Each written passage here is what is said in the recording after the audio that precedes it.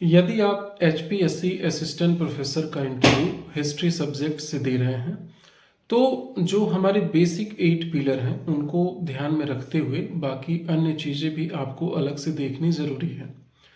जैसे कि एक तो ये है कि कहीं से भी कोई भी क्वेश्चन पूछा जा सकता है, उसके लिए आप कोई अलग स्ट्रेटजी नहीं रखेंगे।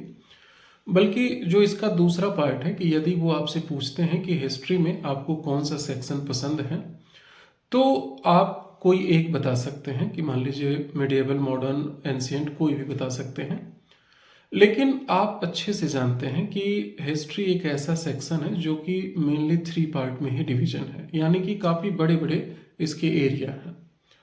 तो ऐसे में उस सेक्शन, उस यूनिट में भी हमें कुछ डिवीजन करना ज़रूरी है कि आखिर यदि वो उसमें क्वेश्चन पूछते हैं तो किस पर ज़्यादा फोकस रहेगा।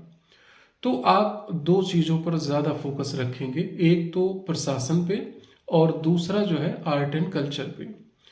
यानी कि किसी भी सेक्शन को जो भी आप सेलेक्ट करते हैं, जैसे उदाहरण के तौर पे हम कहते हैं कि आपने मध्यकालीन इतिहास सेलेक्ट किया, तो मध्यकालीन में सल्तनत काल की बात जो है आप उसकी स्टडी किए होंगे कि सल्तनत काल की जो प्रशासनिक व्यवस्था है और सल्तनत काल की जो आर्ट एंड कल्चर है।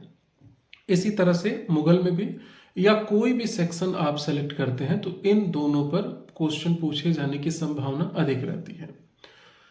दूसरी बात आपको ध्यान रखना है कि जब भी आप अपने आंसर दें तो कोशिश करें कि उसे प्रमाणित करते अगर चलते हैं तो इसका बहुत ही सकारात्मक प्रभाव पड़ता है।